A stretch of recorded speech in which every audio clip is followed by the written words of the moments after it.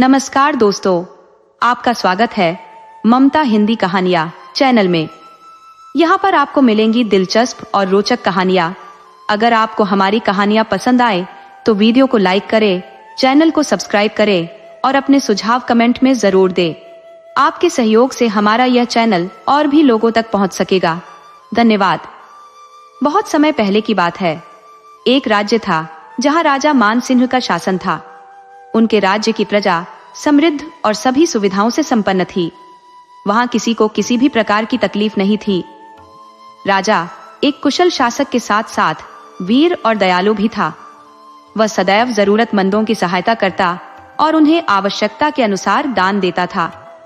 राजा मानसिंह की 7 रानियां थीं, लेकिन केवल बड़ी रानी कलावती से उन्हें एक पुत्र प्राप्त हुआ था। इसी कारण रानी कलावती को महारानी का दर्जा मिला और उनके पुत्र राजकुमार वीरेंद्र प्रताप को युवराज घोषित किया गया। राजकुमार वीरेंद्र अपने पिता की तरह ही बुद्धिमान था। उसकी बुद्धि की चमक उसके चेहरे पर दिखाई देती थी और वह तलवारबाजी में भी निपुण हो गया था। वह प्रतिदिन अपने पिता के साथ दरबार में कुछ समय बिताता और अपने तेज दिमाग से उन्हें कई मामलों में मदद करता था। राजकुमार की बुद्धिमानी से राजा बेहद प्रसन्न था। राजकुमार कभी कभी भेष बदलकर अपने राज्य की प्रजा के बीच घूमा करता, ताकि यह सुनिश्चित कर सके कि उसके राज्य के सैनिक या कर्मचारी किसी भी प्रकार से जनता को परेशान तो नहीं कर रहे हैं। एक दिन शिकार के दौरान राजकुमार अपने साथियों से बिछड़ गया और घने जंगल में भटक गया। दिन भर भटकने के बाद वह एक गांव में पहुंचा। भूख और प्यास से व्याकुल होकर उसने एक मकान के चबूतरे के पास अपने घोड़े को रोका और दरवाजे तक पहुंचा। वह दरवाजा खटखटाने ही वाला था कि अंदर से आती रोने की आवाज ने उसे रोक दिया। अंदर से मिली जुली आवाजें सुनाई दे रही थी, जिससे वह समझ नहीं पा रहा था कि आखिर क्या हो रहा है। अपनी भूख और थकान को भूलकर वह यह जानने के लिए बेचैन हो गया कि अंदर क्या कष्ट है। उसने दरवाजा खटखटाया। थोड़ी देर बाद एक बूढ़ी औरत ने दरवाजा खोला। उसके हाथ में एक छोटा सा दीपक था। वह बोली, तुम कौन हो बेटा? राजकुमार ने उत्तर दिया, माता जी, मैं एक राहगीर हूँ और आपके यहाँ थोड़ी देर आराम करना चाहता हूँ। बूढ़ी औरत ने कहा, आओ बेटा, तुम्हें भूख लगी होगी, लेकिन आज हमारे घर का खाना तुम नहीं खा सकोगे। राजकुमार ने पूछा, ऐसा क्यों माता जी? तो बूढ़ी औरत ने कहा, बेटा, मेरा इकलौता बेटा आज मौत के मुंह में जा रहा है। जो भी खाना हमने बनाया है वह राक्षस के लिए है। राजकुमार ने कहा, माता जी, कृपया मुझे पूरी बात बताइए। बूढ़ी औरत ने कहा, पहले अंदर आओ और पानी पी लो। बूढ़ी माई से राजकुमार ने कहा, माता जी, आपके घर में इतने सारे पकवान बने हैं और आपका बेटा राक्षस के पास जा रहा है। ये सब मेरी समझ में नहीं आ रहा है। बूढ़ी माई ने उत्तर दिया, बेटा, तुम परदेसी हो, हमारे दुख की कथा जानकर क्या करोगे? फिर भी अगर तुम सच में जानना चाहते हो तो मैं तुम्हें सब कुछ बताती हूँ। थोड़ी देर रुककर उसने कहना शुरू किया, हमारी नगरी के दक्षिण में एक वीरान पहाड़ी है जहाँ एक राक्षस रहता है। पहले वह रोज किसी न किसी इंसान या जानवर को उठा कर ले जाता था। नगरवासियों ने मिलकर तय किया कि रोजाना सुबह एक आदमी और कुछ पकवान उस राक्षस के लिए पहाड़ी पर भेज दिए जाएंगे। तब से हर घर में बारी बारी से कोई न कोई उस राक्षस की भेंट बनता है। राजकुमार ने कहा, तो आज तुम्हारे बेटे की बारी है माँ जी। बूढ़ी माई ने रोते हुए कहा, हाँ बेटा, यही सच्चाई है। ये मेरा इकलौता बेटा है और कुछ ही समय पहले इसकी शादी हुई है। मुझे एक तरफ अपने बेटे की चिंता है और दूसरी तरफ इस बात का दुख है कि मेरी बहू इतनी छोटी उम्र में विधवा हो जाएगी। राजकुमार वीरेंद्र के दिल में राजवंश का खून दौड़ रहा था। अपनी प्रजा की इस विपत्ति को वह कैसे सहन कर सकता था? उसने तुरंत कहा, माँ जी, आप लोग चिंता मत करें, कल सुबह आपका बेटा उस राक्षस के पास नहीं जाएगा। बूढ़ी माई ने आश्चर्य से पूछा, फिर कौन जाएगा बेटा? और अगर सूरज निकलने से पहले राक्षस को भेंट नहीं पहुंची तो वह पूरी नगरी को नष्ट कर देगा। राजकुमार ने आत्मविश्वास से कहा, माई, तुम्हारे बेटे की जगह मैं जाऊंगा और उस राक्षस को मारकर वापस आऊंगा। बूढ़ी माई ने दुखी स्वर में कहा, नहीं बेटा, मैं तुम्हें मौत के मुंह में कैसे भेज सकती हूँ। लेकिन राजकुमार ने किसी तरह उसे समझा बुझाकर मना लिया। अगली सुबह राजकुमार पकवान लेकर उस पहाड़ी की ओर चल पड़ा। नगर से दूर जाकर उसने सिर पर रखी टोकरी नीचे उतारी और उसमें से भगवानों की जगह पत्थरों के टुकड़े रखकर राक्षस की गुफा की तरफ बढ़ गया। गुफा के दरवाजे पर पहुंचकर उसने जोर से आवाज लगाई, राक्षस, तुम्हारा भोजन आ गया है, जल्दी आओ, तुम्हें भूख लगी होगी। गुफा से एक भयानक गरज के साथ राक्षस बाहर निकला और कहा, आज तू आया है? तुम्हारे नगर में क्या अब मोटे ताजे आदमी नहीं बचे हैं जो हर रोज ऐसे कमजोर लोग भेजते हो? राजकुमार ने हिम्मत से कहा, चल पहले स्नान कर लो, फिर तुझे अपने कंधों पर बिठाकर वापस गुफा में ले चलूंगा। राक्षस को मजबूरी में मानना पड़ा। वह नदी में उतरा और कहा, मैं तुम्हारे कंधों पर बैठकर ही वापस जाऊंगा, मेरे गीले पैर जमीन पर नहीं रख सकता। राजकुमार ने तीर कमान से राक्षस की आंख पर निशाना साधा और तीर छोड़ दिया। तीर सीधे राक्षस की आंख में जा धंसा। दर्द और गुस्से से राक्षस चिल्लाया और गीले पैरों के साथ बाहर आ गया। जैसे ही उसने जमीन पर पैर रखा, उसकी सारी शक्ति खत्म हो गई। राजकुमार ने तुरंत तीरों की बौछार कर दी, जिससे राक्षस जमीन पर गिर पड़ा। फिर राजकुमार ने अपनी तलवार निकाली और राक्षस का सिर काट दिया। राक्षस का सिर लेकर वह नगर में वापस आया और नगर वासियों को बताया कि उसने राक्षस का अंत कर दिया है। पहले तो किसी को यकीन नहीं हुआ, लेकिन जब नगर के बड़े बूढ़ों ने राक्षस का सिर देखा, तब सबको विश्वास हो गया। तभी राजकुमार के सैनिक उसे ढूंढते हुए उसके पास पहुंच गए। जैसे ही नगर वासियों को पता चला कि वह राजकुमार है, लोग उसे देखने के लिए उमड़ पड़े। सबका आशीर्वाद लेकर राजकुमार राजधानी की ओर रवाना हुआ। राक्षस का सिर भी वह अपने साथ ले गया। राजधानी पहुंचते ही राजकुमार के साथियों ने राजा को उसकी बहादुरी की पूरी कथा सुनाई। ये सुनकर राजा खुशी से झूम उठे। उन्होंने अपने पुत्र का तिलक किया, उसे गले से लगा लिया और कहा, बेटा, अब अपनी दूसरी माताओं से भी आशीर्वाद लो। महारानी कलावती ने भी राजकुमार को आशीर्वाद देने का आग्रह किया। राजकुमार अपनी मां की आज्ञा मानकर दूसरी रानियों के निवास में पहुंचा। कुछ रानियों ने दिल से आशीर्वाद दिया तो कुछ ने ऊपरी तौर पर ही आशीर्वाद दे दिया। लेकिन सबसे छोटी रानी, जो राजकुमार से ईर्ष्या करती थी, व्यंग्य से बोली, युवराज, एक छोटे से राक्षस को मारने से कुछ नहीं होता। मैं तो तुम्हारी बहादुरी तब मानूंगी जब तुम राजकुमारी फूलवती की डोली लेकर इस दरवाजे पर आओगे। राजकुमार ने गंभीर स्वर में कहा, माँ, ये राजकुमारी फूलवती कौन है? मैं अवश्य उसकी डोली लेकर आऊंगा। छोटी रानी हंसते हुए बोली, अरे राजकुमार, बड़े बड़े योद्धा वहां जाकर मौत के शिकार हो चुके हैं। राजकुमारी फूलवती की प्रतिज्ञा है कि जो भी उसकी सूरत देखेगा उसे जल्लादों के हवाले कर दिया जाएगा। राजकुमार ने जिज्ञासा से पूछा, उसका राज्य कहाँ है? रानी ने उत्तर दिया, यहाँ से पूर्व दिशा में एक बड़ा राज्य है, जहाँ रूपनगर नामक राजधानी है। राजकुमार के मन में छोटी रानी की बात सुनकर यह दृढ़ संकल्प हो गया कि वह राजकुमारी फूलवती के राज्य में जाएगा और उसकी डोली साथ लाएगा। उसके अंदर एक सच्चे राजा का खून दौड़ रहा था। व्यंग्य की वह चुभन राजकुमार के दिल पर तीर की तरह लगी थी। अगले दिन वह बिना किसी को बताए चुपचाप अपनी यात्रा पर निकल पड़ा। उसे मालूम था कि अगर वह राजा या महारानी से अनुमति मांगेगा तो वे उसे जाने नहीं देंगे। रात में सपने में भी उसे राजकुमारी फूलवती ही दिखाई देती रही। सुबह होते ही वह जल्दी उठ गया और अपनी मां के कक्ष की ओर एक नजर डालकर महल से बाहर निकल गया। महल के द्वार पर पहरेदारों ने उसे नहीं रोका, क्योंकि वे जानते थे कि राजकुमार अक्सर बिना बताए महल से बाहर जाता था। राजकुमार पैदल ही आगे बढ़ता गया। 3 दिन तक उसने पेड़ों पर सोकर रात बिताई और दिन में चलता रहा। एक दिन उसे 2 साधु आपस में झगड़ते हुए मिले। एक साधु कह रहा था, मेरी 2 है, तुम्हारी 1। दूसरा जवाब दे रहा था, मेरी 1 है, तुम्हारी 2। दोनों अपनी अपनी बात पर अड़े हुए थे। राजकुमार ने थोड़ी देर उनकी बातें सुनी, लेकिन कुछ समझ नहीं पाया। आखिरकार उसने उनसे पूछा, तुम लोग किस बात पर झगड़ रहे हो? साधु बोले, तुम कौन हो? राजकुमार ने उत्तर दिया, मैं राजकुमार हूं। साधु ने कहा, अच्छा राजकुमार जी, अब आप ही हमारा फैसला कीजिए। राजकुमार ने कहा, पहले बताओ तो सही, मामला क्या है? साधु ने जवाब दिया, हमारे पास 3 अद्भुत वस्तुएं हैं जिन्हें हमने एक साथ पाया है।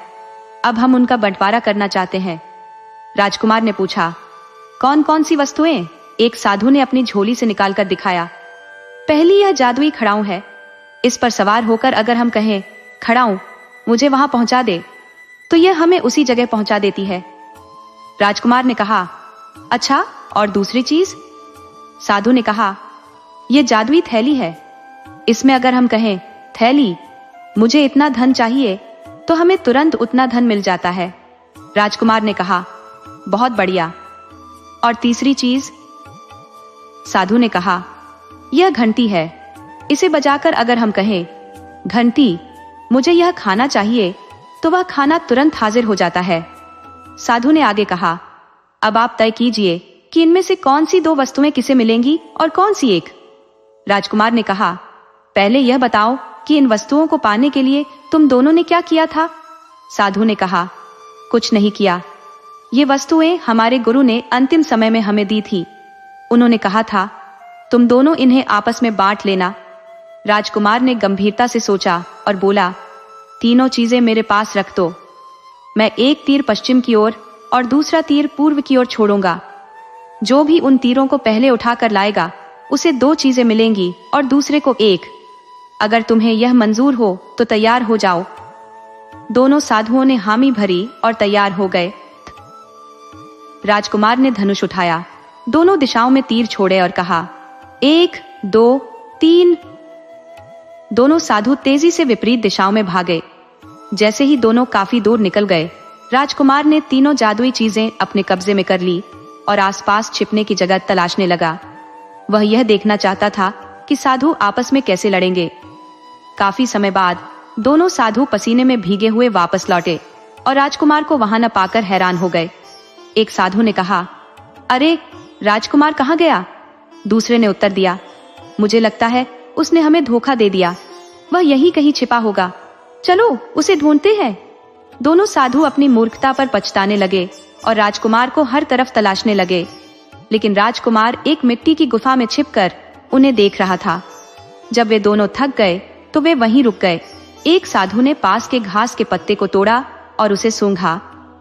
अचानक दोनों साधु बंदर में तब्दील हो गए और पास के सूखे बेर के पेड़ पर चढ़कर बेर खाने लगे। पेट भरने के बाद उन्होंने एक और तरह की घास सूंघी और फिर से इंसान बन गए। पछताते हुए दोनों साधु वहां से चले गए। राजकुमार अपने छिपने के स्थान से बाहर निकला और दोनों तरह की घास की पहचान कर ली। उसने उन पत्तों को अलग अलग तोड़कर अपने पास रख लिया। फिर उसकी नजर बेर के पेड़ पर पड़ी। उसे भूख लगी थी, इसलिए उसने बंदर में बदलने वाली घास सूंघी और बंदर बन गया। पेड़ पर चढ़कर उसने मीठे बेर खाए। पेट भरने के बाद उसने इंसान में बदलने वाली घास सूंघी और फिर से इंसान बन गया। अब उसके पास साधुओं से छीनी हुई जादुई चीजें थीं। उसने रूपनगर पहुंचने का निर्णय किया। उसने जादुई खड़ाऊ पहन ली और बोला, चल मेरे गुरु की खड़ाऊ, मुझे रूपनगर पहुंचा दे। खड़ाऊ उसे लेकर उड़ने लगी। वह बादलों के बीच से गुजरते हुए ऊंची पहाड़ियों और सुंदर चोटियों को देख रहा था। जल्द ही खड़ाऊ ने उसे रूपनगर के फाटक से कुछ दूरी पर उतार दिया। वहां से वह पैदल ही नगर के दरवाजे की ओर बढ़ा। दरवाजे पर सिपाही पहरा दे रहे थे और बाहर से आने वाले लोगों से पूछताछ कर रहे थे। जब राजकुमार ने उन्हें बताया कि वह राजकुमारी फूलवती की डोली लेने आया है, तो सिपाही उसे हैरानी से देखने लगे। एक सिपाही बोला, तुम अभी जवान हो, सुंदर भी हो, तुम्हारी शादी कहीं और भी हो सकती है। यहाँ आकर अपनी जान जोखिम में क्यों डाल रहे हो? राजकुमार ने गंभीरता से पूछा, यह किस खतरे की बात कर रहे हो? सिपाही ने जवाब दिया, जो भी राजकुमारी की शक्ल देख लेता है, उसे राजा के आदेश अनुसार जल्लादों के हवाले कर दिया जाता है। अब तक सैकड़ों राजकुमार यहाँ आए, लेकिन कोई भी वापस नहीं जा सका। राजकुमार ने दृढ़ता से कहा, मैं जरूर फूलवती की डोली लेकर जाऊंगा। सिपाही ने हंसते हुए कहा, यहाँ आने वाला हर व्यक्ति यही उम्मीद लेकर आता है, लेकिन कोई अपनी मुराद पूरी नहीं कर पाया। फिर भी जब राजकुमार ने जिद नहीं छोड़ी, तो वह दरवाजे से हटकर जंगल की ओर चला गया और रात का इंतजार करने लगा। उसके मन में यह सवाल उठ रहा था कि आखिर राजकुमारी ने ऐसा विचित्र नियम क्यों बनाया जिससे उसकी शादी नहीं हो सकती।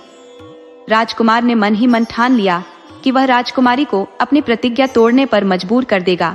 जैसे ही रात का अंधेरा हुआ, उसने खड़ाऊं पहन ली और कहा, चल मेरे गुरु की खड़ाऊं, मुझे नगर के भीतर पहुंचा दे। खड़ाऊं उसे उड़ाकर नगर के बीचों बीच ले गई, जहां से वह अपने मिशन को पूरा करने के लिए तैयार था।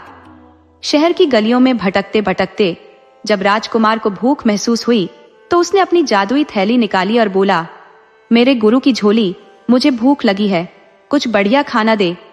बस इतना कहना था कि स्वादिष्ट भोजन उसके सामने आ गया। उसने भरपेट भोजन किया और फिर आराम से गलियों में टहलने लगा। चलते चलते वह एक बड़े से मकान के सामने पहुंचा, जहां एक बूढ़ी औरत बैठी हुई थी। उस बूढ़ी ने राजकुमार को देखा और उत्सुकता से पूछा, बेटा, क्या तुम परदेसी हो? राजकुमार ने जवाब दिया, हाँ माँ, मैं इस शहर में आज ही आया हूँ। बूढ़ी औरत ने हंसते हुए कहा, तो फिर आज मुझे खाना मिलेगा? ये सुनकर राजकुमार हैरान हो गया और बोला, आपके पास इतना बड़ा मकान है, फिर भी आप खाने के लिए बैठी हैं?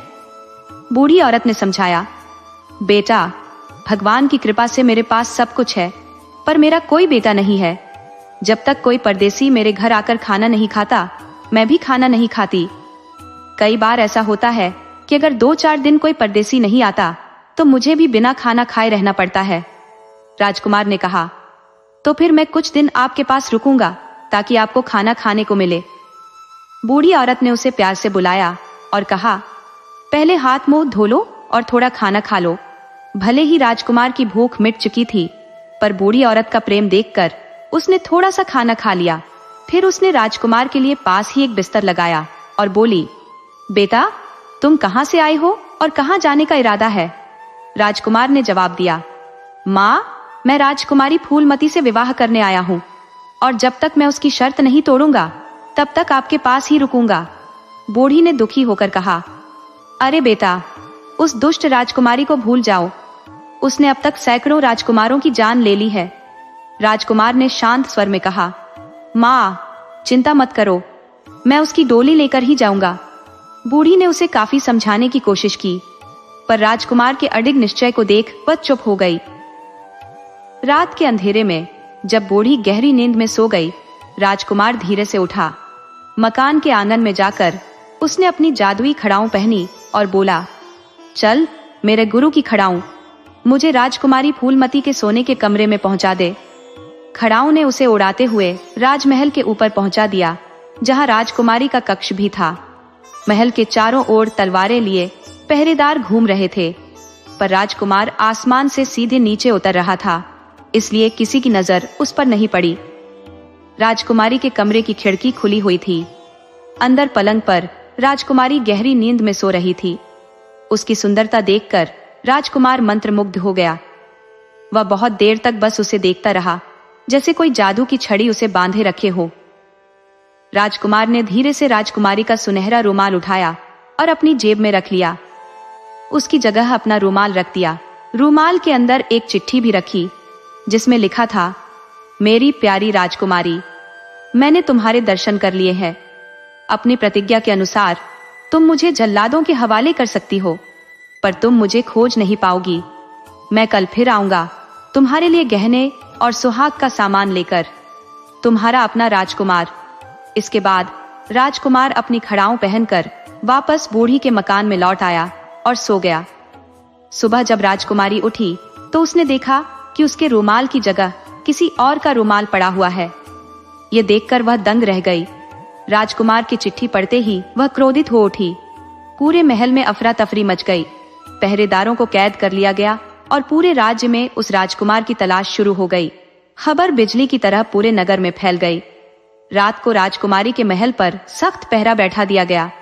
उधर बुढ़िया ने राजकुमार को जगाया और कहा, बेटा सुनो, कोई आदमी रात को राजकुमारी के कमरे में जाकर उसका रुमाल बदल आया है। राजकुमार ने चुपचाप बुढ़िया की बात सुनी और शाम तक कहीं न जाने का फैसला किया। जैसे ही रात हुई और बुढ़िया सो गई, राजकुमार ने फिर से अपनी खड़ाऊं पहनी और उड़कर राजकुमारी के महल में पहुंच गया। पहरेदारों को बिल्कुल भी भनक नहीं थी कि जिसे पकड़ने के लिए वे इतना सख्त पहरा दे रहे हैं, वह पहले ही महल के भीतर दाखिल हो चुका है। राजकुमारी ने खुद अपने कमरे के चारों ओर पहरे का इंतजाम देखा और कुछ संतुष्ट होकर सो गई। जब राजकुमार उसके कमरे में पहुंचा तो वह गहरी नींद में थी। राजकुमार ने धीरे से उसकी मांग में सिंदूर भर दिया और माथे पर टीका लगा दिया। धन देने वाली थैली से गहने निकालकर उसके सिराहने रख दिए। सभी कामों से निपटने के बाद राजकुमार ने वहीं बैठकर एक छोटा सा संदेश लिखा, जिसमें लिखा, प्रिय राजकुमारी, उम्मीद करता हूँ कि मेरी उपस्थिति आपको पसंद आई होगी। कल मैं फिर आऊंगा और आपके लिए उपहार लाऊंगा। यदि आप मेरे विवाह प्रस्ताव को स्वीकार करती हैं, तो कृपया जवाब में एक पत्र छोड़ दीजिएगा। आपका राजकुमार। सुबह से पहले ही राजकुमार वहां से निकल गया। जब राजकुमारी की आंख खुली तो उसकी नजर पास रखे हुए गहनों और पत्र पर पड़ी। पत्र पढ़ते ही राजकुमारी का चेहरा गुस्से से तमतमा उठा। उसकी दासी ने जब उसे माथे पर सिंदूर और टीके के बारे में बताया तो वह तुरंत अपने पिता के पास गई और बोली, पिताजी, आप देखिए, ये सब उसी शैतान की करतूत है जिसे कल आपके सैनिक नहीं पकड़ पाए। वह फिर से मेरे महल में आ घुसा। राजा ने चकित होकर सेनापति को बुलाया और पूछा, राजकुमारी के महल में वह शैतान कैसे घुस गया? सेनापति ने कहा, महाराज, मैंने खुद रात भर पहरा दिया था। वहां तो चिड़िया भी पर नहीं मार सकती थी। राजा ने अपनी परेशानी जाहिर की और मंत्री जी को बुलवाया। मंत्री जी ने कहा, महाराज, इस बार वह शैतान किसी भी हाल में नहीं बच पाएगा। कल उसे दरबार में हाजिर कर दिया जाएगा। मैं खुद इस मामले को देखूंगा। मंत्री जी ने राजा और सेनापति के साथ अपनी योजना साझा की। दूसरी बार राजकुमार के महल में घुसने की खबर सुनकर बुढ़िया ने कहा, बेटा, देख लेना, राजा तुम्हें पकड़ते ही जल्लादों को सौंप देगा। ये सुनकर राजकुमार मुस्कुराया और रात में फिर से जाने का निश्चय कर लिया। जैसे ही रात हुई और बुढ़िया सो गई, राजकुमार ने अपनी खड़ाऊं पहनी और राजमहल की ओर बढ़ गया। राजकुमार जैसे ही राजकुमारी के पलंग के पास पहुंचा, उसे खुशी हुई कि आज पलंग का आधा हिस्सा खाली था और बाकी आधे हिस्से पर राजकुमारी सो रही थी।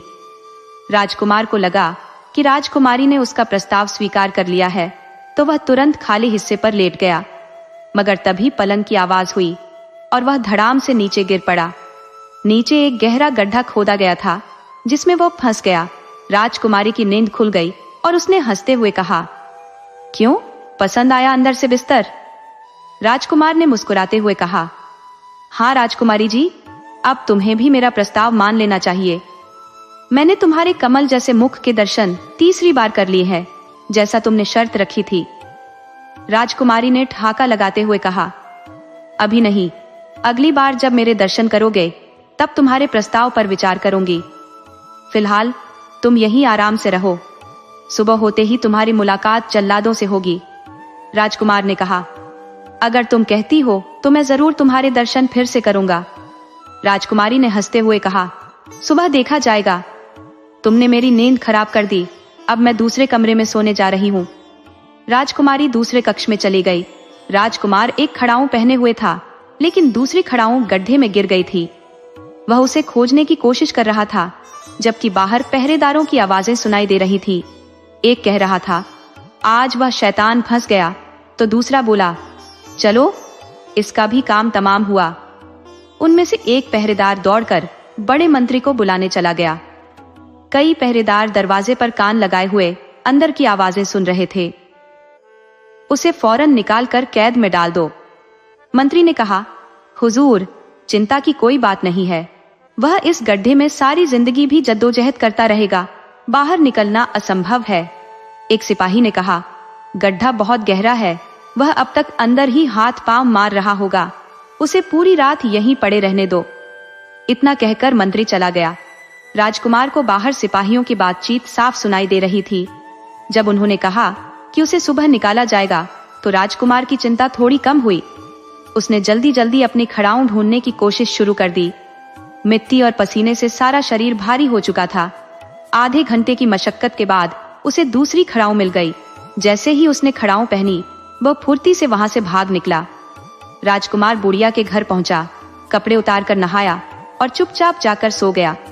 सुबह उठते ही उसने वे कपड़े बुढ़िया से धुलवाने के लिए धोबी के पास भिजवा दिए। उधर जब सिपाही सुबह गड्ढे के पास पहुंचे तो उसे खाली देखकर घबरा गए। खबर फौरन राजा तक पहुंची। राजा ने मंत्री जी को बुलाकर कहा, मंत्री जी, वह शैतान आग के जाल से भी निकल भागा। मंत्री जी ने कहा, महाराज, फिक्र की कोई बात नहीं है, वह हमसे दूर नहीं जा पाएगा। आप आदेश दे कि जो भी व्यक्ति नीले रंग के कपड़े पहने मिले उसे गिरफ्तार कर दरबार में पेश किया जाए। राजा ने कहा, लेकिन नीले कपड़े तो कई लोग पहनते होंगे। मंत्री जी ने समझाया, महाराज, लेकिन उस शैतान के कपड़े में नीला रंग ज्यादा होगा। राजा ने तुरंत यह आदेश कोतवाल को दिया। सैनिकों ने आदेश का पालन करते हुए शहर में नीले कपड़े पहने हुए लोगों की खोज शुरू कर दी। जिस धोबी के पास राजकुमार के कपड़े धोने के लिए गए थे, उसी दिन धोबी के बेटे की बारात जानी थी। उसने जल्दी जल्दी राजकुमार के सुनहरे कपड़े साफ किए और शाम को अपने बेटे को वे कपड़े पहनाकर घोड़ी पर बिठा दिया। राजा ने यह बात आम लोगों तक नहीं पहुंचने दी थी। जैसे ही धोबी के बेटे की बारात चौक बाजार से गुजरी, सिपाहियों की नजर उसके कपड़ों पर पड़ी। उन्होंने धोबी के बेटे को पकड़कर कोतवाली ले जाकर बंद कर दिया। वहां से कोतवाल उसे राजमहल ले गया और राजा के सामने पेश किया। राजा ने क्रोधित होकर कहा, मंत्री जी, यही वह धोबी का लड़का है जिसे पकड़कर आपके सामने पेश किया गया है। कोतवाल ने सारी घटना राजा को बताई। राजा ने गुस्से में कहा, इस शैतान की इतनी हिम्मत, इसे तुरंत मौत की सजा दी जाए। इसका सिर काटकर उसकी आंखें राजकुमारी की हार में डाल दी जाए। धोबी का लड़का यह सुनकर कांपने लगा। उसके पीछे पीछे उसका पिता भी वहां पहुंचा और रोते हुए बोला, महाराज, दया करो, मेरा बेटा निर्दोष है, इसका क्या कसूर है। राजा ने कहा, तुम्हारे बेटे का सबसे बड़ा अपराध यही है कि वह जिंदा है। इस नीच ने राजकुमारी के महल में घुसकर हमारी इज्जत पर हाथ डाला है। धोबी ने कहा, महाराज, ऐसा नहीं हो सकता, हम गरीब लोग हैं, हमारी इतनी हिम्मत नहीं हो सकती। तभी मंत्री जी वहां पहुंचे और नीले कपड़े पहने हुए व्यक्ति को पकड़े जाने की खबर सुनते ही धोबी के लड़के को देखकर बोले, यह लड़का 3 बार राजकुमारी के महल में घुस गया और फिर बाहर भी आ गया। क्या यह सच है? मंत्री जी ने कहा, यह शैतान जरूर कोई चालाकी कर रहा है। उन्होंने धोबी के बेटे से पूछा, तुम्हारा नाम क्या है? लड़के ने कांपते हुए कहा, मेरा नाम मंगू है। तभी उसके पिता ने कहा, हुजूर, मेरा बेटा बेकसूर है, आज इसकी शादी थी और ये कपड़े मैंने खुद नहीं सिलवाए। धोबी ने कहा, हुजूर, मैं भी यही सोच रहा था कि ये कपड़े किसी राजकुमार के होने चाहिए। मंत्री जी ने मुस्कुराते हुए कहा, तुम्हारे बेटे की जान बच सकती है अगर तुम सच सच बता दो कि ये कपड़े तुम्हें किसने दिए थे। धोबी ने कहा, महाराज, मैं झूठ नहीं बोल सकता। ये कपड़े आज सुबह हमारे मोहल्ले के बड़े मकान में रहने वाली बुढ़िया ने दिए थे। मेरे बेटे को ये कपड़े ठीक आते थे तो मैंने सोचा कि शादी में यही पहना दूंगा। मंत्री ने कहा, क्या तुम हमें उस बुढ़िया के पास ले चलोगे? धोबी बोला, चलो सरकार। महाराज और मंत्री समझ गए कि धोबी और उसका बेटा निर्दोष है, इसलिए धोबी की प्रार्थना पर उसके बेटे को छोड़ने का फैसला किया गया। मंत्री ने राजा को सारी बात बताई तो राजा ने कहा, ठीक है, लेकिन उस शैतान को तुरंत हमारे सामने लाओ। मंत्री जी अपने सिपाहियों को साथ लेकर धोबी के साथ बुढ़िया के मकान की ओर चल दिए। जब मकान दूर से दिखा तो मंत्री जी ने सिपाहियों को वहीं रुकने का आदेश दिया और खुद अकेले उस मकान की तरफ बढ़े। मकान पर पहुंचने पर बुढ़िया उन्हें वहीं मिल गई। मंत्री जी ने कड़क आवाज में पूछा, बुढ़िया मई, क्या तुम्हारे यहाँ कोई परदेसी आया है? बुढ़िया ने कहा, हाँ है। क्यों, क्या बात है? मंत्री जी ने कहा, उसे बुलाओ, मुझे उससे कुछ बात करनी है। बुढ़िया ने कहा, आप बैठिए, वह सो रहा है, जब से आया है ज्यादातर सोता ही रहता है। मंत्री जी ने कहा, उसे उठाओ। बुढ़िया उसे जगाने के लिए अंदर गई। जैसे ही राजकुमार बाहर निकला, सिपाहियों ने उसे पकड़ लिया। राजकुमार ने कहा, मुझे कपड़े तो पहन लेने दो। मंत्री जी ने इजाजत दी और राजकुमार ने खड़ाऊं पहनकर सिपाहियों के साथ चल दिया। राजा के सामने पहुंचकर उसने झुककर प्रणाम किया। राजा ने गुस्से में कहा, शैतान, कौन हो तुम? राजकुमार ने कहा, महाराज, मैं एक राजकुमार हूं, मेरे पिता का नाम मान सिंह है। याओ, मैं राजकुमारी फूलवती की डोली लेने आया हूं। अपनी प्रतिज्ञा के अनुसार मुझे राजकुमारी की डोली ले जाने का अधिकार है। राजा ने कहा, नालायक, तुमने चोरी से महल में घुसने की हिम्मत की, हम तुम्हें सजा जरूर देंगे। राजकुमार ने कहा, यह आपकी मर्जी है महाराज, लेकिन राजगद्दी पर बैठकर आपका कर्तव्य है कि आप न्याय करें। राजा ने क्रोधित होकर कहा, हमारे सामने तुम जुबान चलाने की हिम्मत कर रहे हो? राजा ने खड़े होते हुए कोतवाल को बुलाया और कहा, इसे तुरंत कैद में डाल दो और कल सूरज की पहली किरण के साथ इसे जल्लादों को सौंप दो। इसकी आंखें निकालकर हमारे सामने पेश करो। कोतवाल ने आदेश का पालन किया और राजकुमार को कैद कर लिया गया। पूरी रात राजकुमार सोचता रहा कि राजा ने उसके साथ न्याय नहीं किया। सुबह होते ही जल्लादों ने राजकुमार के हाथ बांध दिए और उसे जंगल में ले गए। वहां पहुंचकर राजकुमार ने कहा, भाइयों, तुम्हारी राजकुमारी ने अब तक कई राजकुमारों को मौत के घाट उतरवा दिया है। जल्लादों ने कहा, हम तो नौकर हैं, वध करना हमारा काम है। अब तुम्हारा अंतिम समय आ गया है, इसलिए जो प्रार्थना करनी है कर लो। राजकुमार ने कुछ देर सोचा और फिर जल्लादों से कहा, भाइयों, मेरी एक अंतिम इच्छा है। अगर तुम लोग मुझे वह पूरी करने दोगे तो तुम्हारी बड़ी कृपा होगी। जल्लादों ने कहा, जिंदगी के अलावा इस जगह पर तुम्हारी जो भी इच्छा हो पूरी कर लो। तब राजकुमार ने कहा, मैं एक बार राजकुमारी के महल के दर्शन करना चाहता हूँ। जल्लादों ने कहा, अब यह कैसे संभव हो सकता है? हम तुम्हें वध स्थान पर ले आए हैं, यहाँ से तुम्हें वापस शहर नहीं ले जाया जा सकता। राजकुमार ने कहा, लेकिन मैं तो यहीं से दर्शन कर सकता हूँ। जल्लादों ने पूछा, वह कैसे? राजकुमार ने पास खड़े बरगद के पेड़ की ओर इशारा करते हुए कहा, उस पेड़ की चोटी पर चढ़कर। जल्लादों ने एक दूसरे को देखा। उनकी विशालकाय काया के सामने राजकुमार दुबला पतला था। उनके पास तेज धार वाली तलवारें थी और उन्होंने सोचा, पेड़ से भागकर यह कहां जाएगा? एक जल्लाद ने कहा, बेचारे की आखिरी इच्छा पूरी कर देते हैं, हम तो पाप के भागीदार नहीं बनेंगे। दूसरे ने हामी भर दी। उन्होंने राजकुमार के हाथ खोल दिए। राजकुमार ने खड़ाऊं निकालकर बगल में दबा ली और पेड़ पर चढ़ गया। जब वह घने पत्तों तक पहुंचा तो एक मोटी शाखा पर खड़ा होकर खड़ाऊं पहन ली और बोला, चल मेरे गुरु की खड़ाऊं, मुझे बुढ़िया माँ के मकान पर ले चल। खड़ाऊं उसे लेकर उड़ गई। नीचे जल्लादों ने देखा कि राजकुमार वापस नहीं उतर रहा है। उन्होंने ऊपर देखा, लेकिन राजकुमार कहीं नजर नहीं आया। दोनों जल्लाद आपस में कहने लगे, अरे राजकुमार तो पेड़ पर भी नहीं है, नीचे तो हम बैठे हैं। अब वह आसमान में तो नहीं गया होगा?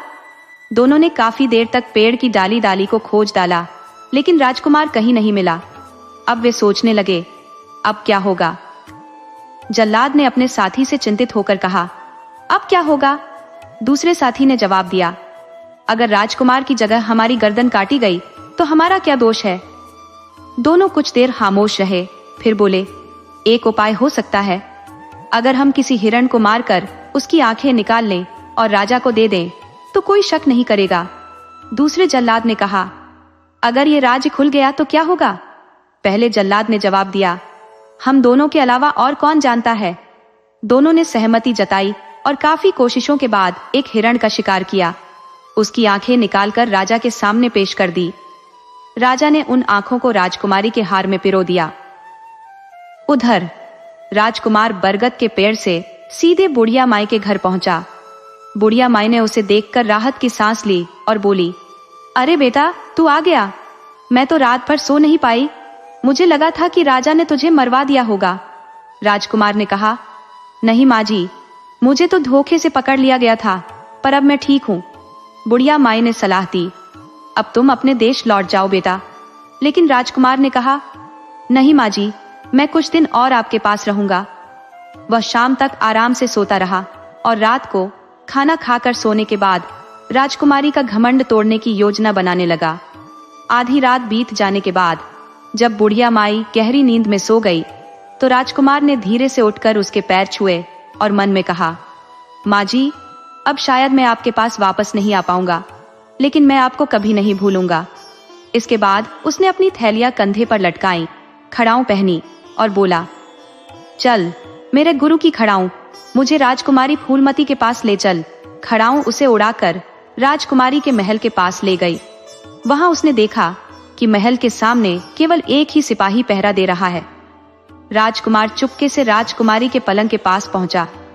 राजकुमारी गहरी नींद में सो रही थी। राजकुमार ने एक पैर पलंग के एक सिरे पर रखा और दूसरा पैर दूसरे सिरे पर। फिर बोला, चल मेरे गुरु की खड़ाऊं, मुझे राजकुमारी के पलंग सहित किसी दूरस्थ टापू पर ले चल। खड़ाऊं पलंग को लेकर उड़ चली और समुद्र के बीच एक टापू पर उतर गई। राजकुमार ने राजकुमारी को जगाया। राजकुमारी हड़बड़ा कर उठी और चारों ओर पानी ही पानी देखकर चौंक गई। उसने राजकुमार से पूछा, तुम कौन हो और मैं यहां कैसे पहुंची? राजकुमार ने जवाब दिया, मैं वही राजकुमार हूं जिसे तुमने ठुकराया था और तुम्हारे पिता ने मेरे साथ न्याय नहीं किया। अब मैं तुम्हें यहां लेकर आया हूं। राजकुमारी ने पूछा, तुम मुझे यहां कैसे लाए? राजकुमार ने कहा, सब बताऊंगा, लेकिन पहले तुम्हें मुझसे शादी करनी होगी। राजकुमारी ने कोमल स्वर में कहा, हाँ मैं तैयार हूं। राजकुमार मन ही मन खुश हो गया। जिस राजकुमारी के लिए उसने प्रतिज्ञा की थी, जिसके लिए सैकड़ों राजकुमार अपनी जान गंवा चुके थे, भी अब उससे शादी करने को तैयार थी। राजकुमार को सोचते देख राजकुमारी मुस्कुराई और बोली, मेरे प्यारे राजकुमार, देखो यहाँ का मौसम कितना सुहाना है, कितना सुंदर स्थान है। अब तुम पलंग पर आराम करो। राजकुमार ने कहा, पहले मैं तुम्हें यह बता दूं कि मैंने तुम्हें यहाँ कैसे लाया। राजकुमारी ने हंसते हुए कहा, ओह, मैं तो ये भूल ही गई थी। मुझे याद है कि मैं अपने महल में सोई थी और अब यहाँ हूँ। राजकुमार ने कहा, मेरे पास एक उड़न खड़ाऊं है, इसे पहनकर मैं जहां चाहता हूं वहां पहुंच जाता हूं। राजकुमारी ने चकित होकर कहा, वाकई? और फिर हंसते हुए उसने राजकुमार को गले से लगा लिया। उसने उसकी थैलियों की ओर इशारा करते हुए पूछा, ये थैलियां क्या है? राजकुमार ने कहा, इनमें से एक थैली से धन निकलता है और दूसरी से खाना। हम यहाँ आराम से जीवन बिता सकते हैं। राजकुमारी ने कहा, बहुत अच्छा। और फिर बोली, मुझे अब नींद आ रही है, मैं पलंग पर सोती हूँ, तुम नीचे सो जाओ। राजकुमार ने मना किया और कहा, नहीं राजकुमारी, तुम पलंग पर सो जाओ, मैं नीचे सो जाऊंगा, तुम्हें नीचे कष्ट होगा। राजकुमारी पलंग पर लेट गई और राजकुमार थोड़ी दूरी पर नीचे सो गया। राजकुमार को यकीन हो गया था कि अब राजकुमारी का दिल बदल गया है। ठंडी हवा के झोंकों से वह जल्द ही गहरी नींद में सो गया। लेकिन राजकुमारी मन ही मन यह सोच रही थी कि कब राजकुमार सोए, इसलिए उसने सोने का बहाना बना लिया था। कई घंटे बीतने के बाद जब राजकुमार गहरी नींद में सो रहा था, तब राजकुमारी चुपके से उठी। उसने ध्यान से देखा कि राजकुमार पूरी तरह से सो चुका है। उसने बिना कोई आहट किए राजकुमार की खड़ाऊं और उसकी दोनों थैलियां अपने कब्जे में कर ली। सब कुछ पलंग पर रखकर उसने खड़ाऊं पहनी और पलंग पर चढ़ गई। राजकुमार की ओर एक नजर डालते हुए वह बोली, चल मेरे गुरु की खड़ाऊं, मुझे महल पहुंचा दे। राजकुमार गहरी नींद में डूबा रहा और राजकुमारी महल पहुंच गई। सुबह जब सूरज की किरणें तेज हुई तो राजकुमार की आंखें खुली। उसने देखा कि राजकुमारी वहां नहीं है। ये देखकर वह हक्का बक्का रह गया। पलंग और उसकी जादुई चीजें भी गायब थी। सारा माजरा समझते ही उसका मन गुस्से से भर गया। राजकुमारी ने मीठी मीठी बातें करके उसे धोखा दिया था और उसकी जादुई वस्तुएं भी ले गई थी। तभी समुद्र में बड़ी बड़ी लहरें उठने लगी। राजकुमार ने दूर दूर तक देखा, किनारा कहीं नहीं दिख रहा था। इतनी दूर जाना उसके लिए मुश्किल था और फिर समुद्र में खतरनाक जीव जंतु भी हो सकते थे। यही सोचते सोचते वह परेशान हो गया। तभी उसने एक पेड़ का भारी लट्ठा तैरता हुआ देखा। उसे लगा कि शायद भगवान ने उसे बचाने के लिए यह सहारा भेजा है। राजकुमार पानी में कूद पड़ा और काफी कोशिशों के बाद तैरते हुए उस लकड़ी के लट्ठे तक पहुंच गया। पूरे 4 घंटे तक समुद्र की ऊंची ऊंची लहरों से जूझते हुए वह आखिरकार किनारे पर पहुंच गया। 3 दिनों तक पैदल यात्रा के बाद वह उस नगर तक पहुंच गया। इस बार उसने जंगल से कुछ लकड़ियां काट ली और उन्हें सिर पर रखकर नगर में दाखिल हुआ। पहरेदारों ने उसे लकड़हारा समझकर जाने दिया। अंदर जाकर उसने बाजार में लकड़ियां बेची और बुढ़िया माई के मकान की ओर चल पड़ा। उसे देखकर बुढ़िया माई खुश हो गई, लेकिन उदास होकर बोली, बेटा, तुम्हारे बिना मेरा यहाँ मन नहीं लग रहा था। मैंने सोचा तुम अपने देश लौट गए होगे, इसलिए खुद को तसल्ली दी थी। राजकुमार ने कहा, हाँ माई, मैं काफी दूर के शहर में गया था और वहीं से लौट रहा हूँ। लंबी यात्रा के कारण मैं थक गया हूँ। बुढ़िया ने तुरंत ताजा खाना बनाया। खाना खाने के बाद राजकुमार ने कुछ सोचा और बुढ़िया से कहा, माई, वैसे तो मैंने आपको पहले ही बहुत कष्ट दिया है, लेकिन अब एक और कष्ट देने वाला हूँ। बुढ़िया माई बोली, बेटा, तुम तो मेरे अतिथि हो, तुम्हारे लिए जो भी कर सकूं करूंगी। राजकुमार ने कहा, माई, मुझे छोटे छोटे चांदी के गहने बनवा दो, जैसे कि छोटे बच्चों के होते हैं। बुढ़िया ने हैरानी से पूछा, बेटा, इनका तुम क्या करोगे? राजकुमार ने जवाब दिया, बस मन कर रहा है कि इन्हें अपने पास रखूं। बुढ़िया माई बोली, ठीक है बेटा, तुम आराम करो, मैं कल बाजार जाकर तुम्हारे लिए छोटे छोटे गहने बनवा कर लाऊंगी। अगली सुबह बुढ़िया बाजार गई और चांदी के छोटे छोटे गहने खरीद लाई। शाम को राजकुमार ने इंसान से बंदर बनने वाली घास सूंघी और वे गहने हाथों और पैरों में पहन लिए। अब वह बंदर के रूप में उछलता हुआ एक मकान से दूसरे मकान की छत पर पहुंच गया। बहुत से लोगों ने उसे देखा और उसके गहनों की वजह से बच्चों की भीड़ उसके पीछे लग गई। थोड़ी ही देर में बंदर फुदकता हुआ राजमहल में पहुंच गया। राजकुमार बंदर के रूप में चारों ओर राजकुमारी को ढूंढने लगा। उसने देखा कि राजकुमारी महल के पीछे के आंगन में बैठी है, जहां उसकी सहेलियां भी थी। राजकुमार ने उनकी बातें सुनने के लिए एक पौधे के पीछे छिपकर कान लगा दिए। राजकुमारी अपनी सहेलियों को उसी राजकुमार के बारे में बता रही थी। एक सखी ने कहा, राजकुमारी जी, आप हमारी बात का बुरा मत मानिएगा, लेकिन आपको उस राजकुमार को यूं समुद्र में असहाय छोड़कर नहीं आना चाहिए था। राजकुमारी ने बेपरवाही से कहा, अरे, ज्यादा से ज्यादा उसे कोई जीव जंतु खा गया होगा। फिर एक और सहेली ने हंसते हुए पूछा, वैसे देखने में कैसा था? राजकुमारी ने उत्तर दिया, सुंदर तो था, लेकिन मूर्ख भी था।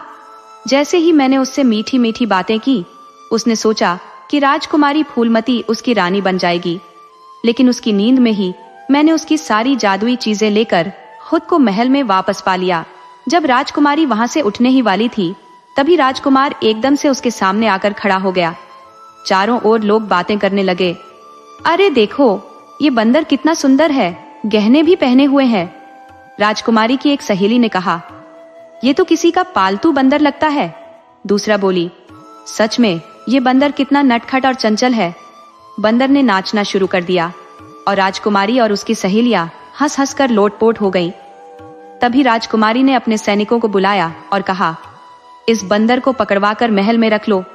जैसे ही राजकुमारी ने बंदर को पकड़ने के लिए हाथ बढ़ाया, बंदर उछलकर उसकी गोद में आ गया। राजकुमारी ने उसे अपने कोमल हाथों से सहलाया और बंदर उसके कंधों पर बैठ गया। लेकिन तभी बंदर ने अचानक राजकुमारी के चेहरे पर 2 थप्पड़ जड़ दिए। राजकुमारी चौंक गई और गुस्से में आ गई। उसने अपने सैनिकों को तुरंत आदेश दिया कि हर हाल में उस बंदर को पकड़ो। पूरे बाग में हड़कंप मच गया, लेकिन बंदर किसी के हाथ नहीं आया। रात को जब सभी थक हार कर सो गए, बंदर महल की छत पर छिपा हुआ था। जैसे ही उसे यकीन हो गया कि सब सो चुके हैं, वह चुपचाप राजकुमारी के कमरे में घुस गया।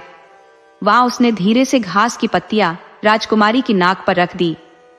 घास की सुगंध जैसे ही राजकुमारी की नाक में पहुंची, वह एक बंदरिया में बदल गई। सुबह जब नौकरानी राजकुमारी को जगाने आई, तो उसने पलंग पर एक बंदरिया को देखकर शोर मचा दिया। राजकुमारी की आंखें खुली और उसने देखा कि अब वह एक सुंदर राजकुमारी नहीं, बल्कि एक बंदरिया है। उसने दुखी होकर रोना शुरू कर दिया। इस खबर से पूरे महल में खलबली मच गई। लोग जादूगरों को बुलाने लगे, लेकिन कोई भी राजकुमारी को ठीक नहीं कर पाया। अंत में राजा ने ऐलान किया कि जो भी राजकुमारी को ठीक करेगा, उसे मुंहमांगा इनाम दिया जाएगा। अगले दिन राजकुमार साधु के वेश में दरबार में पहुंचा और बोला, राजन, मैं आपकी बेटी को ठीक कर सकता हूँ, लेकिन मेरी एक शर्त होगी। लोग हैरान थे, लेकिन राजा ने कहा, जो मेरी बेटी को ठीक कर देगा, मैं उसकी शर्त मान लूंगा। जैसे ही उस नौजवान साधु ने अपनी बात रखी, सबकी निगाहें उसकी ओर मुड़ गई। कुछ लोग सोचने लगे कि शायद ये यूं ही दीने मार रहा है। राजा ने गुस्से में पूछा, बोलो, तुम कौन सी शर्त रखना चाहते हो? राजकुमार, जो साधु के भेष में था, बोला, महाराज, मैं चाहता हूँ कि आप अपनी राजकुमारी की शादी मुझसे कर दे। ये सुनकर राजा का गुस्सा 7वें आसमान पर पहुंच गया। वो अपनी गद्दी से उठ खड़ा हुआ और चिल्लाते हुए बोला, दुष्ट, ऐसे समय में जब हम पर मुसीबतों का पहाड़ टूटा है, तुम हमारा अपमान कर रहे हो। साधु बने राजकुमार ने शांति से कहा, राजन, क्रोध से कुछ हासिल नहीं होगा। अगर आप अपनी बेटी की असली सूरत देखना चाहते हैं तो मेरी शर्त माननी होगी। राजा का गुस्सा और बढ़ने ही वाला था, लेकिन मंत्री ने आगे बढ़कर स्थिति को संभाला। उन्होंने राजकुमार बने साधु से कहा, साधु महाराज, क्या आप सचमुच राजकुमारी से विवाह करना चाहते हैं? लेकिन शायद आपको पता नहीं, इस राज्य के कानून के अनुसार जो भी ऐसा प्रस्ताव रखता है उसे जल्लादों के हवाले कर दिया जाता है। राजकुमार ने उत्तर दिया, मंत्री जी, मुझे सब पता है। पहले भी महाराज ने मुझे जल्लादों के हवाले किया था, पर मैं फिर भी जीवित हूँ। ये कहते हुए राजकुमार ने अपना साधु वाला भेष उतार दिया। राजा हैरानी से बोला, तुम अभी तक जिंदा कैसे हो? राजकुमार ने मुस्कुराते हुए कहा, महाराज, चाहे आप मुझे हजारों जल्लादों के सामने क्यों न खड़ा कर दें, मुझे कोई नुकसान नहीं पहुंचा सकता। राजा ने सिपाहियों को हुक्म दिया, इसे कैद में डाल दो और कल सुबह इसका सिर काटा जाएगा। राजकुमार को फिर से गिरफ्तार कर लिया गया, लेकिन उसके चेहरे पर मुस्कान बनी रही। जब राजा रानी के पास पहुंचे तो उन्होंने बातचीत में राजकुमार की शर्त का भी जिक्र किया। रानी ने चिंता जताई, आपने उसे जेल में डाल दिया, लेकिन आखिरकार आपको राजकुमारी की शादी करनी ही है। हमारी बेटी अब बंदरिया बन गई है और हम उसे हमेशा के लिए कुमारी तो नहीं रख सकते। राजा ने कहा, लेकिन उस दुष्ट ने शादी की शर्त रखी है जो मुझे स्वीकार्य नहीं है। रानी ने कहा, महाराज, आप मेरी बात मान लीजिए। आखिरकार हमें अपनी बेटी की खुशी के लिए कुछ करना ही होगा। राजा ने सोचा, अच्छा, कल देखते हैं, लेकिन फिलहाल मुझे पूजन के बाद उस साधु से मिलना है। शायद उसके आशीर्वाद से हमारी बेटी ठीक हो जाए। राजा ने अपने सैन्य अधिकारियों को हुक्म दिया कि सबसे अच्छे हकीम और वैद्य को बुलाया जाए, लेकिन मामला सबकी समझ से बाहर था। रात होते ही राजकुमार ने देखा कि जेल के पहरेदार कहीं बैठे खेल रहे हैं। उसने मौके का फायदा उठाया और भागने की तरकीब सोची। उसके पास 2 प्रकार की घास थी। उसने बंदर बनने वाली घास को उंगलियों पर रगड़ा और तुरंत एक बंदर में बदल गया। फिर उसने दोनों थैलियां अपने कंधे पर टांगी और उड़ान खड़ाऊ पहनकर जेल से बाहर निकल गया। सीधा बुढ़िया के घर पहुंचकर उसने कहा, माँ, अब वह बंदरिया बन चुकी है। बुढ़िया ने स्नेह से कहा, बेटा, तेरी मुराद जरूर पूरी होगी। सुबह होते ही राजकुमार ने बढ़िया वस्त्र मंगवाए और एक घोड़ा खरीदकर राजमहल की ओर रवाना हो गया। दरबार में उस समय सब लोग मंत्रोच्चार कर रहे थे, जब अचानक राजकुमार तेज आवाज में बोला, राजन। राजकुमार के ऊंचे दर्जे के कपड़े देखकर किसी ने उसे अंदर आने से नहीं रोका। राजा और दरबारियों की निगाहें उसकी ओर मुड़ी और राजा गुस्से में अपनी जगह से उछल पड़ा। राजकुमारी, जो अब बंदरिया बन चुकी थी, एक खंभे के पास बैठी थी और उसके गले में रस्सी बंधी थी। राजा ने चौंक कर पूछा, तुम कैद से बाहर कैसे आए? उसने सेनापति को आदेश दिया कि जाकर पता लगाओ ये जेल से कैसे भाग निकला। राजकुमार ने शांत स्वर में कहा, राजन, मैं यहाँ अंतिम बार आया हूँ। अगर आपने अपनी जिद पर कायम रहे तो आपको अपनी खूबसूरत राजकुमारी को हमेशा के लिए इस रूप में देखना पड़ेगा। दरबार में सब हतप्रभ रह गए। सबके मन में सवाल था कि राजकुमार कैसे जेल से निकल भागा, और तब उनकी हैरानी और बढ़ गई जब उन्हें पता चला कि जेल का ताला तो सही सलामत था, फिर भी राजकुमार वहां से गायब हो गया। मंत्री ने राजा को समझाया, महाराज, इससे अच्छा वर आपकी राजकुमारी के लिए नहीं मिलेगा। आखिरकार राजा ने राजकुमार की शर्त मान ली। राजकुमार ने बंदरिया बनी राजकुमारी को एकांत में ले जाकर उसे दूसरी घास दी और वह फिर से अपनी असली सूरत में लौट आई। इसके बाद धूमधाम से राजकुमार और राजकुमारी का विवाह संपन्न हुआ। राजा ने उन्हें दहेज में कई हाथी, घोड़े और अन्य बहुमूल्य वस्तुएं भेंट की। तीसरे दिन राजकुमार अपनी नई नवेली दुल्हन को लेकर अपने देश के लिए रवाना हुआ। उसके साथ बहुत से सैनिक भी थे। रास्ते में उन्होंने कई जगह पर पड़ाव डाले और आराम किया। जब वह अपने राज्य पहुंचा तो शाम का समय था। घोड़ों और हाथियों की चहलकदमी से धूल के गुब्बार आसमान में उड़ रहे थे। वीरेंद्र सिंह के पिता ने सोचा कि शायद किसी ने उनके नगर पर हमला कर दिया है, इसलिए उन्होंने तुरंत अपनी सेना को तैयार कर लिया। लेकिन जब उन्हें पता चला कि वह उनका वीर बहादुर पुत्र है, तो पूरे नगर में खुशी की लहर दौड़ गई। राजकुमार अपनी छोटी माँ के पास गया और राजकुमारी को लेकर उनके सामने पेश किया। उसने कहा, माता, हमें आशीर्वाद दीजिए। आपके आदेशानुसार राजकुमारी फूलवती आपके सामने है। पूरा नगर रोशनी से जगमगा रहा था। राजा ने इस मौके पर बहुत उत्साह से जश्न मनाया। हालांकि छोटी रानी, जो ईर्ष्या करती थी, शर्म के मारे अपनी गर्दन नीचे किए रही। लेकिन राजकुमार की मां कलावती बेहद प्रसन्न थी। उसने अपनी बहू और बेटे का पूरे आदर सत्कार से स्वागत किया। धीरे धीरे राजा बूढ़ा हो चला था, इसलिए उसने राजकुमार को राजा घोषित कर दिया। राजकुमार ने अपनी समझदारी और जादुई शक्तियों से राज्य का बहुत विस्तार किया और अच्छे से शासन किया। उसके राज्य की शान और शौकत दूर दूर तक फैल गई। प्रजा पहले से ही राजा और राजकुमार से प्रसन्न थी, लेकिन अब तो राजकुमार की वीर गाथाएं चारों ओर फैलने लगी। दोस्तों, अगर आपको हमारी कहानी पसंद आई हो तो कृपया हमारे चैनल को लाइक करें, सब्सक्राइब करें और शेयर करें।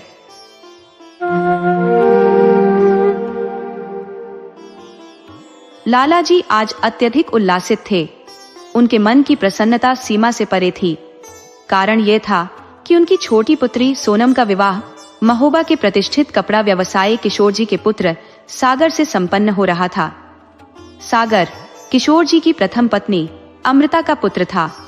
जब सागर की आयु लगभग 10 वर्ष रही होगी, तब उसकी मां अमृता का देहांत हो गया था। किशोर जी ने उसके बाद विवाह न करने का दृढ़ निश्चय किया और वे सागर के पालन पोषण में संलग्न हो गए। समय के साथ सागर का बाल्यकाल किशोरावस्था में परिवर्तित हो गया और उसके मित्रों का समूह भी विस्तृत होने लगा। सागर अब अपने मित्रों के बीच हंसी खुशी जीवन व्यतीत करने लगा, किंतु किशोर जी के मन में अब अकेलेपन का अनुभव होने लगा। उन्हें यह महसूस हुआ कि जीवन के इस मोड़ पर उन्हें एक जीवन संगिनी की आवश्यकता है।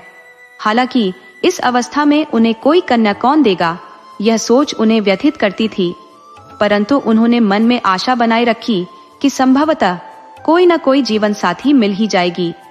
जब भी वे स्वयं को शीशे के सामने खड़ा पाते, उन्हें शीशे के भीतर का किशोर बाहर के किशोर से कुछ वर्षों छोटा प्रतीत होता। इस विचार के साथ उन्होंने अपने आसपास के लोगों से, अपने परिचितों और परिवार वालों से अपने मन की व्यथा साझा की। उनका अकेलापन अब स्पष्ट होने लगा था। यह सच भी था, उनका पुत्र अभी शिक्षा ग्रहण कर रहा था और जब वह रोजगार के क्षेत्र में प्रविष्ट होगा तो किशोर जी को एक साथी की अत्यंत आवश्यकता महसूस होगी। धीरे धीरे उनके शब्दों का असर होने लगा और उनके जीवन में परिवर्तन की आहट सुनाई देने लगी। धन दौलत की कोई कमी न थी और संतान का भार भी उनके जीवन पर नहीं था। फिर भी उनके लिए कई रिश्ते आने लगे। इनमें कुछ विधवाएं थी और कुछ उनके ही हमउम्र की स्त्रियां। लेकिन एक विशेष रिश्ता आया जिसने किशोर जी को अपार हर्षित कर दिया। ये रिश्ता था एक निर्धन घर की अत्यंत सुंदर कन्या का, जो किशोर जी से 15 वर्ष छोटी थी। कन्या की आर्थिक मजबूरी थी। उसके माता पिता के पास इतना धन न था कि उसकी शादी उसकी अपेक्षाओं के अनुरूप हो पाती। उसकी मां ने लोगों के घरों में काम कर उसे पाला था। आर्थिक असुरक्षा के बीच उसने भी किशोर जी से विवाह के लिए हामी भर दी। फिर क्या था, किशोर जी का एकाकी जीवन 2 में बदल गया। लेकिन धीरे धीरे गीता, जो अब किशोर जी की पत्नी थी, ने घर की बागडोर संभाल ली। वह अब मैडम गीता के रूप में पहचानी जाने लगी।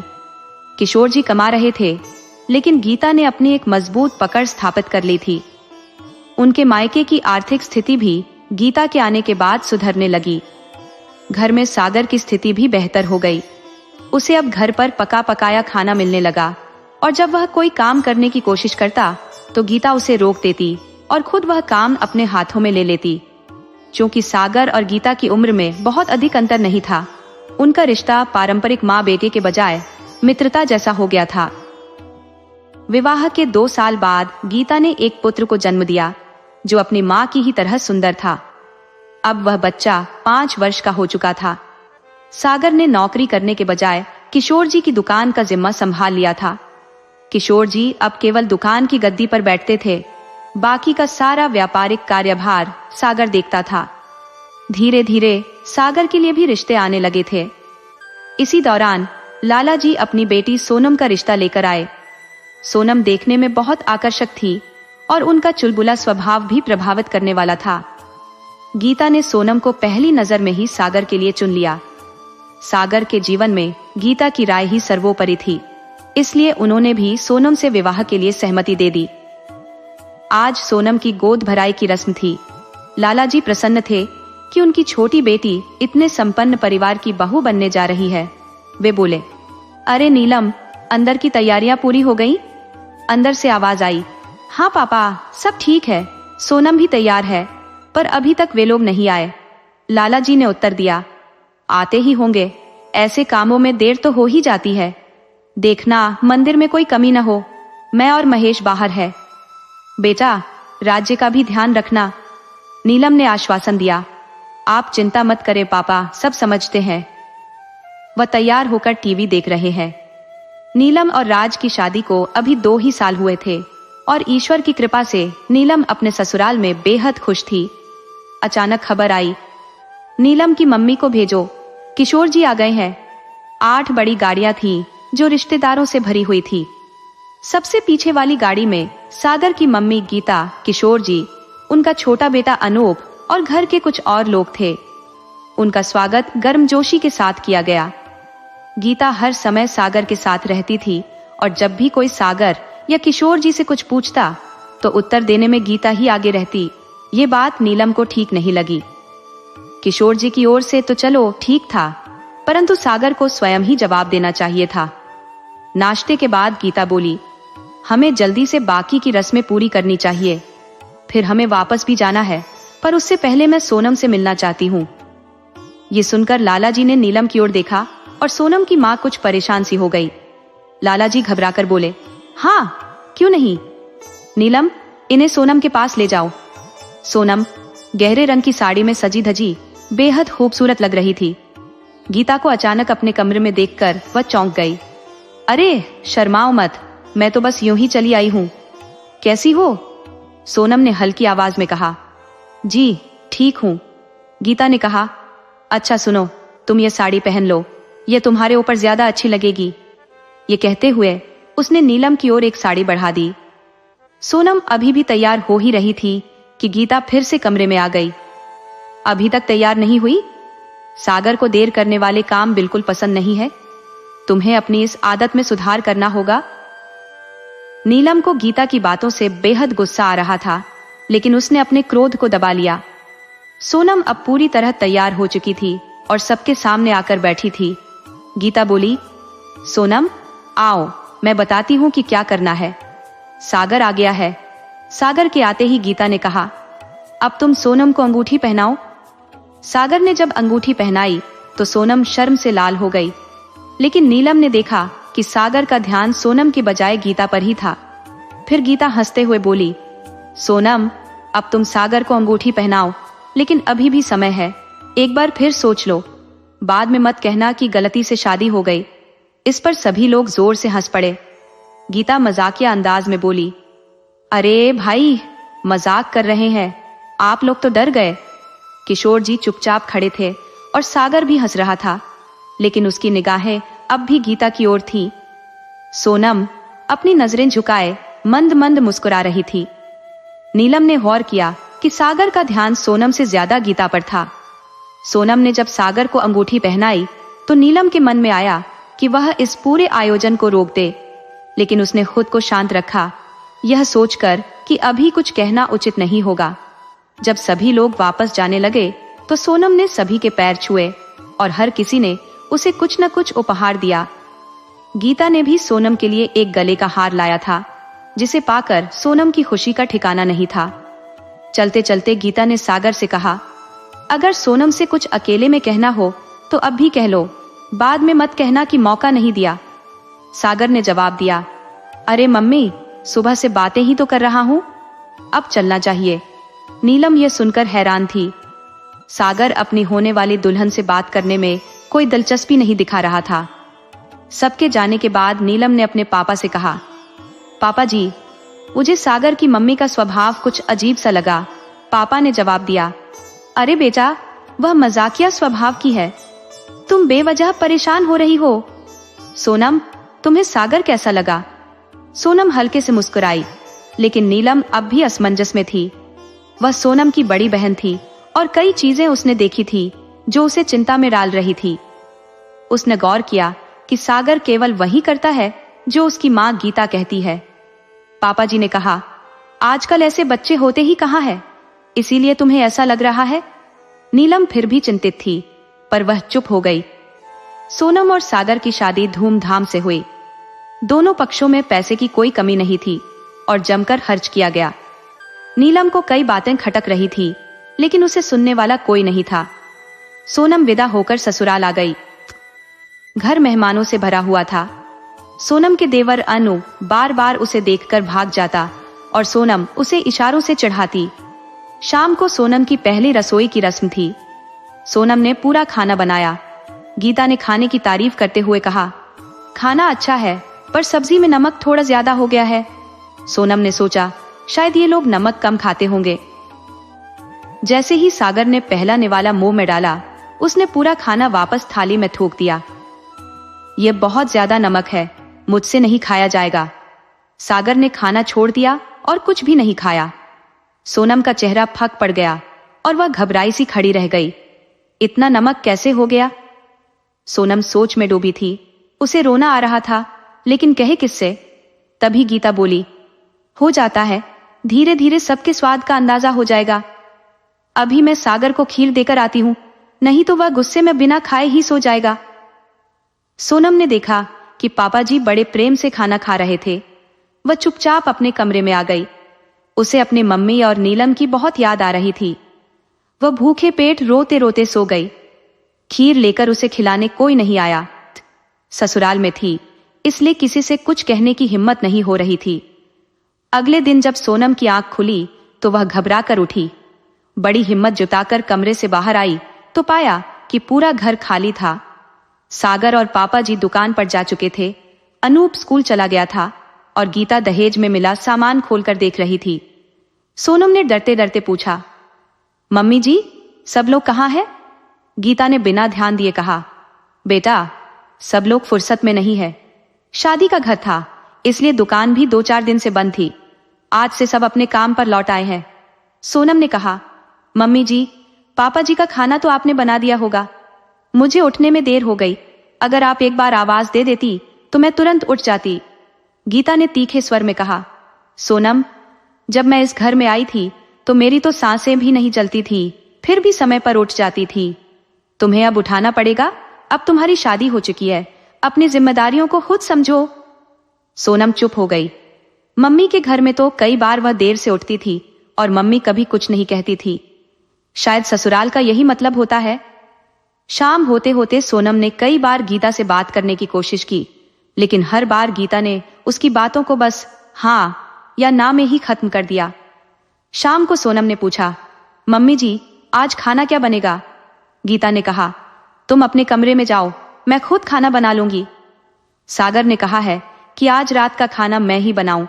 सोनम ने कहा, मम्मी जी, कल खाने में नमक ज्यादा हो गया था, लेकिन आज ऐसा नहीं होगा। मुझे खाना बनाना आता है।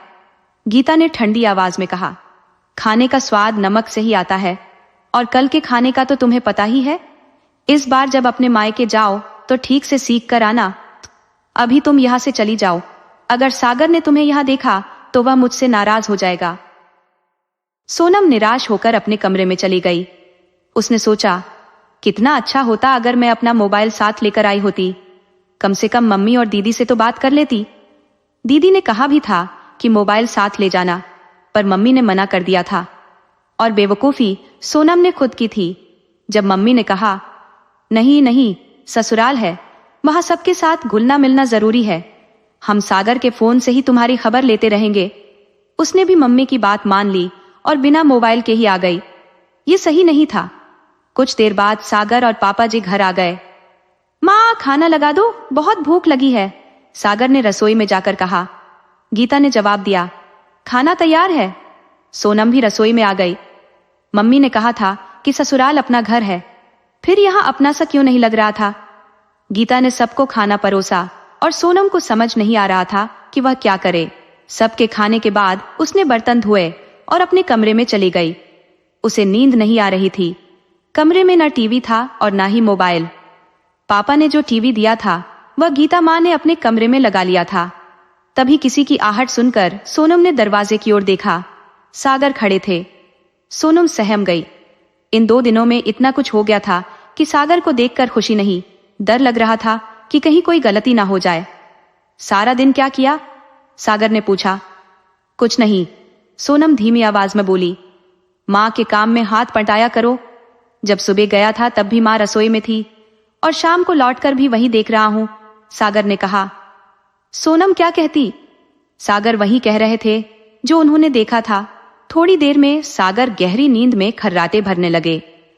सोनम को इस शादी में घुटन महसूस हो रही थी। उसने अपनी सहेलियों से कितनी बार सुना था, फिल्मों में भी देखा था कि शादी कितनी अच्छी होती है, पर यहां तो कुछ और ही था। अपने ही घर में उसे अजनबीपन महसूस हो रहा था। सोचते सोचते सोनम कब सो गई उसे पता भी नहीं चला। अचानक आधी रात को उसके साथ ऐसा कुछ हुआ जिसकी उसने कभी कल्पना भी नहीं की थी। वह रात भर रोती रही, पर अपने बचाव के लिए पुकारती भी तो किसे? सूरज चढ़ने तक उसकी आंखें सूज चुकी थी। टूटी चूड़ियां उसके दुर्भाग्य की कहानी बयां कर रही थी। ऐसा तो उसने कभी सपने में भी नहीं सोचा था। 10 बज चुके थे, पर सोनम में हिम्मत नहीं थी कि वह किसी के सामने जाए और न ही कोई उसे बुलाने आया। आखिरकार अपने आंसुओं को पहुंचकर वह धीरे धीरे उठी और बाहर आई।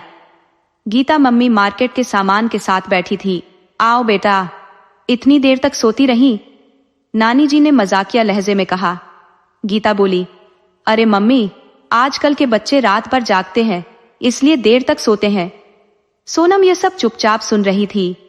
वह कैसे बताती कि सागर ने उसके साथ क्या किया? तभी गीता ने कहा, जाओ बेटा, कुछ खा लो।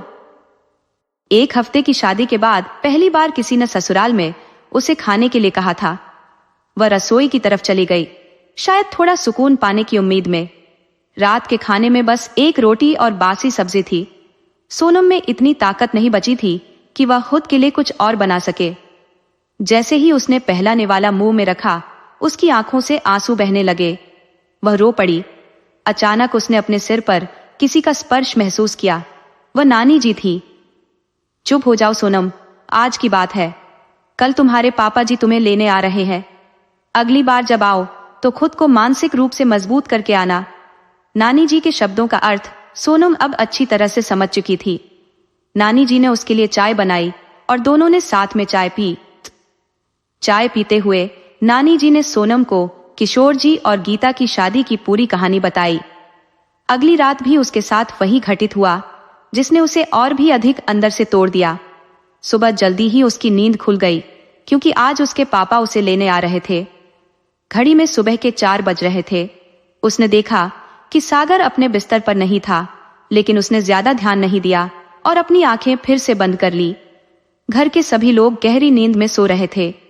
सोनम थोड़ी देर यूं ही आंखें बंद किए लेटी रही। तभी सागर कमरे में आया और उसे जागता देख घबरा गया। फिर तुरंत बाथरूम में चला गया। आज सागर दुकान नहीं गया था, शायद इसलिए क्योंकि सोनम का वक्त बेहद मुश्किल से कट रहा था। हर पल उसे बस अपने पापा के आने का इंतजार था।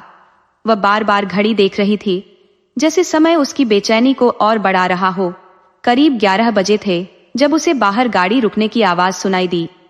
सोनम की खुशी का कोई ठिकाना नहीं रहा, लेकिन जैसे ही उसने गीता माँ की ओर देखा, उसके चेहरे की खुशी एक पल में सहम से बदल गई। वह निहार रही थी उसे एक विचित्र दृष्टि से। सोनम हैरान थी क्योंकि सागर और गीता माँ का स्वभाव पूरी तरह बदल चुका था। उनके स्वर बदल गए थे, जैसे कुछ छुपा रहे हों। रात में जीजाजी और सागर की बातचीत दुकान के इर्द गिर्द ही घूमती रही। गीता माँ भी अपनी मेहमान नवाजी में कोई कमी नहीं छोड़ रही थी। जब सोनम मायके के लिए निकली तो सागर की माँ ने उसे जल्दी वापस आने को कहा, यह कहते हुए कि उसके बिना घर वीरान लगेगा। नानी जी ने धीरे से कहा, अगली बार और मजबूत होकर आना। ये वाक्य सोनम के दिल में गहरे उतर गया। उसे भीतर ही भीतर खा रहा था। जब सोनम बाहर निकली, उसे लगा जैसे उसने वर्षों बाद पहली बार ताजे हवा में सांस ली हो। मायके आने की खुशी थी, लेकिन ससुराल में जो कुछ उसके साथ हुआ था वह उसे मुरझाया सा बना गया था। उसका मन भारी था, चेहरे पर कोई चमक नहीं थी। जब वह घर पहुंची, दरवाजे पर मम्मी खड़ी थी, उसी का इंतजार कर रही थी। मम्मी को देखकर सोनम का धैर्य टूट गया। उसने मम्मी के गले लगकर बच्चों की तरह रोना शुरू कर दिया। बेटी पहली बार ससुराल से मायके आई थी और उसे इस तरह टूटा हुआ देखकर मम्मी की चिंता बढ़ गई, पर उन्होंने अभी कुछ नहीं पूछा। शाम ढलने के बाद जब सोनम ने मम्मी से कहा कि वह आज रात उनके पास सोएगी, तो मम्मी ने कहा, हाँ बेटा, इसमें पूछने की क्या बात है। उस रात मम्मी, नीलम और सोनम तीनों एक साथ लेटी थी। पापा, भाई और राज बाहर के कमरे में थे। मम्मी ने धीरे से पूछा, बेटा, ससुराल में सब ठीक तो है? सोनम ने जवाब दिया, हाँ मम्मी। मम्मी ने फिर पूछा, सागर का स्वभाव कैसा है? सोनम ने कहा, वो कम बोलते हैं, लेकिन यहाँ नए नए हैं, इसलिए वहां पर ज्यादा बात करते हैं। फिर मम्मी ने पूछा, और गीता जी? सोनम ने कहा, वो भी बहुत अच्छी है। जब मेरी और सागर की कोई बहस होती है तो वो हमेशा मेरा साथ देती है। सच के ऊपर झूठ की परतें चढ़ाकर सोनम ये बातें कह रही थी, क्योंकि वह नहीं चाहती थी कि उसके मम्मी पापा को उसकी ससुराल की सच्चाई पता चले। वह नहीं चाहती थी कि उन्हें दुख हो, ये जानकर कि उसकी ससुराल उसके लिए किसी जेल से कम नहीं है। रात में जब सोनम की नींद टूटी तो उसे सागर का भयावह चेहरा याद आ गया। वह खुद से सोचने लगी, क्या हर पति ऐसा होता है? लेकिन फिर वह सोचती, अगर ऐसा होता तो नीलम दीदी इतनी खुश क्यों होती? अगले ही दिन नीलम दीदी भी अपने ससुराल चली गई। सिर्फ 4 ही दिन हुए थे जब अचानक सागर का फोन आया कि पापा जी सीढ़ियों से गिर गए हैं। तुरंत ही पापा जी और सोनम ससुराल के लिए रवाना हो गए। जब तक पापा जी इस संसार से विदा ले चुके थे, सोनम का मन दुख से भरा था। उसने बहुत कोशिश की थी कि पापा जी की सेवा कर सके, पर उन्हें इसका अवसर ही नहीं मिला। यह सोचकर उसकी आंखें आंसुओं से भर जाती थी। गीता माँ सागर से लिपटकर अपने दुख को बांट रही थी। अब सागर ही पूरे घर का आधार थे।